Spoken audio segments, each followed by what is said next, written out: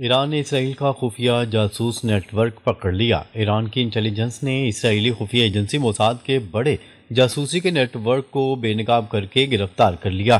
اس net work میں افغان شہریوں سمیت درجنوں ڈرائیور، باورچی، کلینر اور آفس اسسٹنٹ شامل تھے جو جنرلز اور جوہری سائنسدانوں کے گھروں میں کام کرتے تھے۔ یہ لوکیشن ٹریکنگ، خفیہ تصاویر، آڈیو ریکارڈنگ اور گھروں میں چھوٹے ڈیوائسز کے ذریعے موساد کو لائیو معلومات مل رہی تھی۔ ایران نے اب تک کئی ملزمان کو پھانسی دے دی ہے جبکہ کچھ فرار بھی ہو چکے ہیں۔ یہ اب تک کا سب سے بڑا اسرائیلی جاسوسی آپریشن ایرانی حدود میں ناکام بنا دیا گیا۔ موساد نے گھروں کے نوکروں کو ڈالروں میں خرید کر جنرلز اور سائنسدانوں کو نشانہ بنایا۔ اسرائیل نے ایرانی جنرلز، جوہری سائنسدان اور حزب اللہ رہنماؤں کو نشانہ بنانے کے لیے ان کے گھروں میں موجود ڈرائیور، کوک، الیکٹریشین اور کلینر کو بھاری ڈالر دے کر بھرتی کیا تھا۔ یہ لوگ موبائل فون کو ٹریکنگ ڈیوائس بنا کر خفیہ سیلفیز لے کر اور مائک آن رکھ کر تمام معلومات اسرائیل بھیجتے تھے۔ ایرانی فوج نے موبائل فون استعمال بند کر دیا تھا لیکن گھریلو ملازمین کے فون سے ہی سارا کھیل چل رہا تھا۔ ایران نے اب تمام مشکوک ملازمین کو نکال باہر کیا اور سیکیورٹی مکمل تبدیل کر دی ہے۔ آیت اللہ خامنائی کو بچانے میں صرف 8 سیکنڈ کا وقت تھا۔ اسرائیل کے حالیہ بڑے حملے میں آیت اللہ خامنائی کے پاس جان بچانے کے لیے صرف 60 سیکنڈ سے بھی کم وقت تھا۔ ان کے چند وفادار گارڈز جو موبائل فون بالکل استعمال نہیں کرتے تھے، انہیں خفیہ زیر زمین راستوں سے نکال کر بچا لائے۔ حملہ اس قدر درست تھا کہ بغیر موبائل کے بھی اسرائیل کو ان کی لوکیشن کا اندازہ تھا۔ ایران کے سابق صدر نے بھی انکشاف کیا کہ بنکر میں میٹنگ کے دوران مارا جانے والا میزائل چند میٹر ہی غلط جگہ گرا۔ اس واقعے نے ثابت کر دیا کہ موساد کی رسائی ایران کے سب سے محفوظ مقامات تک تھی۔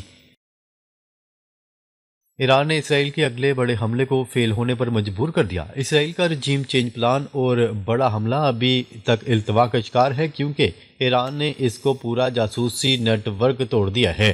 اب اسرائیل کو خوف ہے کہ اگر حملہ ناکام ہوا تو ایران 2000 کے قریب میزائل ایک ساتھ مارے گا جس کا کوئی دفاع نہیں۔ ایران نے تمام حساس مقامات پر کاغذی پیغامات، پرانے ملازمین کی برطرفی اور مکمل سیکیورٹی تبدیل کر دی ہے۔ اسرائیلی حکام جانتے ہیں کہ اب ناکامی کی قیمت پورا ملک ادا کرے گا، اس لیے حملہ تو ضرور کریں گے لیکن ابھی انتظار میں ہیں۔ امریکی کمانڈوز نے وینزویلا کا تیل کا جہاز ہائی جیک کر لیا۔ ہیلی کاپٹروں سے امریکی کمانڈوز اترے، منٹوں میں پورا آئل ٹینکر قبضے میں لے لیا، جبکہ امریکہ نے دعویٰ کیا کہ یہ جہاز ایران جا رہا تھا اور دہشت گردوں کی مدد میں ملوث تھا، جس پر وینزویلا نے خبردار کیا کہ یہ ہمارے تیل کی کھلی لوٹ ہے۔ یہ خطرناک ویڈیو سوشل میڈیا پر تیزی سے وائرل ہو رہی ہے۔ روس نے امریکہ کو کھل کر دھمکی دے دی۔ روس نے اعلان کیا ہے کہ وینزویلا سے پیچھے ہٹو ورنہ مکمل جنگ چھڑ جائے گی۔ ہمارا فوجی معاہدہ ہے، ہم مادورو کے ساتھ کھڑے ہیں۔ روسی جنگی جہاز علاقے کی طرف بڑھ چکے ہیں، جبکہ ماہرین کا کہنا ہے کہ امریکہ اور روس کے آمنے سامنے کی صورتحال کی وجہ سے یوکرین کے بعد اب نیا محاذ کھلنے کا خطرہ ہے۔ امریکی صدر ڈونلڈ ٹرمپ کا حکم، وینزویلا میں حکومت بدلو۔ ڈونلڈ ٹرمپ نے صاف کہا کہ مادورو کو ہٹانا لازمی ہے۔ امریکی بحریہ اور کمانڈوز پہلے سے تعینات ہیں۔ وینزویلا کا الزام، امریکہ ہمارا تیل اور معدنیات لوٹنا چاہتا ہے، جس پر مادورو نے کہا کہ آخری سانس تک لڑیں گے، جس کے بعد امریکی صدر ڈونلڈ ٹرمپ نے کولمبیا کے صدر کو بھی دھمکی دے دی۔ دنیا کے سب سے بڑے تیل کے ذخائر پر امریکہ کی نظر۔ وینزویلا کے پاس دنیا کا سب سے بڑا تیل کا ذخیرہ ہے۔ سستا تیل بیچ کر ایران اور وینزویلا امریکی کمپنیوں کو نقصان پہنچا رہے ہیں، جبکہ ڈونلڈ ٹرمپ چاہتے ہیں کہ تیل کی قیمت $80 فی بیرل سے اوپر رہے۔ اس لیے چھپ کر تیل بیچنے والے جہاز کو پکڑنے کا بہانہ، اصل مقصد سستے تیل کا راستہ ہمیشہ کے لیے بند کرنا ہے۔ امریکہ وینزویلا کشیدگی، نئی عالمی جنگ کا خطرہ۔ امریکہ اسرائیل ایک طرف، روس، ایران، چین، وینزویلا دوسری طرف۔ وینزویلا نے روسی میزائل اور دفاعی سسٹم لگا دیے۔ مادورو کا کہنا ہے کہ اگر ہم ہار گئے تو اگلا نمبر ایران اور چین کا ہوگا۔ دنیا 2 کمپنیوں میں تقسیم ہو چکی ہے، جس پر ماہرین کا کہنا ہے کہ یہ کشیدگی کسی بھی وقت بڑی جنگ کی طرف دھکیل سکتی ہے۔ برطانیہ میں امیروں کی تاریخی ہجرت، ملک معاشی بحران کا شکار۔ برطانیہ اس وقت شدید معاشی دباؤ کا شکار ہے اور تقریباً 3,000 ارب پتی ملک چھوڑ چکے ہیں۔ ٹیکسیشن میں بے تحاشا اضافہ امیر طبقے کو فرار پر مجبور کر رہا ہے۔ ہیلتھ سسٹم تباہی کے دہانے پر ہے۔ اپارٹمنٹ اور آپریشنز کے لیے سالوں کا انتظار کرنا پڑتا ہے۔ ریئل اسٹیٹ، اسٹاک مارکیٹ اور سرمایہ کاری کا ماحول کمزور ہوتا جا رہا ہے۔ ماہرین کا کہنا ہے کہ امیروں کا انخلاء برطانیہ کی معیشت کو مزید کمزور کر دے گا۔ لندن اور بڑے شہروں میں سیکیورٹی بدترین کرائم ریکارڈ سطح پر۔ سینٹرل لندن سمیت بڑے شہروں میں کرائم کی شرح تیزی سے بڑھنے لگی۔ کھلے عام موبائل، بیگ اور گاڑیاں لوٹنا روزمرہ کی واردات بن چکی ہے۔ پولیس عوامی شکایات پر بھی اکثر بے بس دکھائی دیتی ہے اور انشورنس کلیم کا مشورہ دیتی ہے۔ ہوم لیس افراد کی تعداد خطرناک حد تک بڑھ چکی ہے اور سڑکیں گندگی کا منظر پیش کرتی ہیں۔ ماہرین اسے حکومتی پالیسیوں کی ناکامی قرار دے رہے ہیں۔ بریگزٹ کے بعد معیشت کمزور، برطانیہ کا IMF جانے کا اندیشہ۔ بریگزٹ کے بعد 10 سال میں برطانیہ کی معیشت سنبھلنے کی بجائے مزید بگڑ چکی ہے۔ اسٹاک مارکیٹ گر رہی ہے، ریئل اسٹیٹ مندی کا شکار ہے اور انویسٹمنٹ ماحول غیر یقینی ہو گیا ہے۔ امیر طبقہ ٹیکسوں اور غیر یقینی معاشی صورتحال سے تنگ آ کر ملک چھوڑنے پر مجبور ہو رہا ہے۔ حکومتی حلقوں میں IMF سے مدد لینے کی باتیں سامنے آ رہی ہیں۔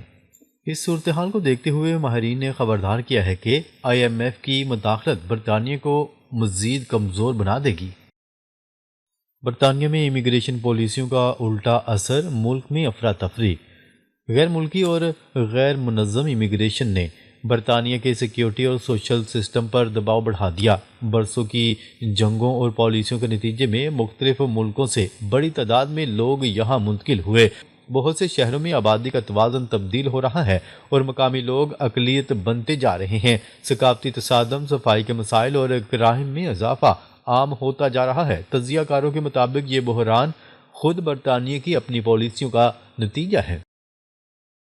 امریکہ نے پاک فضائیہ کے F-16 بیڑے کے لیے $686 ملین کے اپ گریڈیشن کے پیکج کی منظوری دے دی۔ نیوز رپورٹ کے مطابق اس بات کا انکشاف امریکی ڈیفنس سیکیورٹی کوآپریشن ایجنسی کی جانب سے 8 دسمبر کو کانگریس کو بھیجے گئے خط میں کیا گیا۔ اسرائیل کی قبضہ گیری برقرار، مغربی کنارے میں 800 رہائشی یونٹس کی منظوری۔ اسرائیل مقبوضہ مغربی کنارے کی 3 بستیوں میں 764 رہائشی یونٹس تعمیر کرنے کی حتمی منظوری دے دی ہے، جبکہ فلسطینی اتھارٹی نے اس اقدام کی مذمت کرتے ہوئے اسے خطے میں امن کی کوششوں کی منافی قرار دیا ہے۔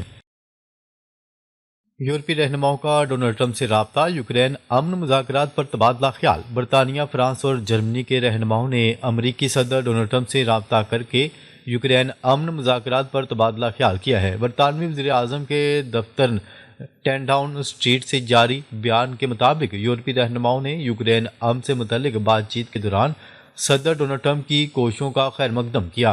10 ڈاؤن اسٹریٹ کی جانب سے جاری بیان میں کہا گیا ہے کہ امریکہ اور یورپی رہنماؤں کا امن منصوبے پر تیزی سے کام جاری رکھنے پر اتفاق ہوا ہے۔ حماس نے اسرائیل پر حملوں میں کمی کی یقین دہانی کروا دی، غیر مسلح ہونے سے صاف انکار۔ فلسطینی مزاحمتی تنظیم حماس نے مستقبل میں اسرائیل پر حملوں میں کمی کی یقین دہانی کروا دی، تاہم غیر مسلح ہونے سے صاف انکار کر دیا۔ قطری نشریاتی ادارے الجزیرہ کو دیے گئے ایک انٹرویو میں حماس کے بیرون ملک امور کے سربراہ خالد مشعل نے یقین دہانی کروائی ہے کہ مزاحمتی تنظیم غزہ سے اسرائیل پر مستقبل میں ہونے والے حملوں کو روکنے کے لیے اقدامات کرے گی، لیکن انہوں نے یہ بھی واضح کیا ہے کہ ہتھیار ڈالنا تنظیم کے لیے ایسا ہے جیسے اس کی روح چھین لینا۔ سوڈان کا فوجی طیارہ کریش کر گیا، تمام افراد جان سے گئے۔ سوڈان کے مشرق میں فوجی مال بردار طیارہ ایلیویشن IL-76 ہنگامی لینڈنگ کے دوران کریش کر گیا۔ حادثے کے نتیجے میں عملے کے تمام ارکان جان کی بازی ہار گئے۔ بین الاقوامی خبرساں ادارے کی رپورٹ کے مطابق مال بردار طیارے کو تکنیکی خرابی کا سامنا تھا، جس کی وجہ سے وہ بحیرہ احمر کے پورٹ پر اترنا چاہ رہا تھا۔ میانمار کی فوج کا اپنی ایک ریاست کے ہسپتال پر فضائی حملہ۔ میانمار کی فوج نے اپنی ہی ریاست رخائن کے ایک ہسپتال پر فضائی حملہ کر دیا، جس کے نتیجے میں 31 افراد ہلاک اور 68 زخمی ہو گئے۔ ریسکیو اہلکار کے مطابق میانمار کی فوج نے مغربی ریاست رخائن کے شہر مورک او کے ہسپتال پر رات گئے حملہ کیا۔ ریسکیو اہلکار کے مطابق حملے کے سبب ہونے والی ہلاکتوں میں اضافے کا خدشہ ہے۔ واضح ہے کہ میانمار نے 28 دسمبر کو انتخابات کا اعلان کر رکھا ہے۔ امریکی عوام نمائندگان نے ملک کی تاریخ کا سب سے بڑا 901 ارب ڈالر کا دفاعی بجٹ منظور کر لیا۔ خبرساں ادارے کی رپورٹ کے مطابق بل کے حق میں 312 اور 112 مخالفت میں ووٹ آئے۔ یہ بل اب سینٹ میں منظوری کے لیے پیش کیا جائے گا۔ نئے دفاعی بجٹ میں فوجیوں کی تنخواہوں میں اضافہ، رہائش میں بہتری اور یوکرین کے لیے آئندہ 2 سال میں $800 ملین کی فوجی امداد بھی شامل ہے۔ مسلم ممالک کے اعتراضات پر ٹونی بلیر کا نام غزہ امن کونسل سے نکال دیا گیا۔ برطانوی اخبار کی رپورٹ کے مطابق برطانیہ کے سابق وزیر اعظم ٹونی بلیر کو عرب اور مسلم ممالک کے اعتراضات پر ڈونلڈ ٹرمپ کے جنگ بندی منصوبے میں غزہ امن کونسل سے نکال دیا گیا۔ تاہم رپورٹ میں یہ امکان بھی ظاہر کیا جا رہا ہے کہ ٹونی بلیر غزہ میں اب بھی کوئی کردار ادا کر سکتے ہیں۔ ناظرین، اب تک کے لیے اتنا ہی۔ مزید خبریں لے کر بہت جلد آپ کی خدمت میں حاضر ہوں گے۔ تب تک کے لیے اپنا خیال رکھیے گا۔ اللہ نگہبان۔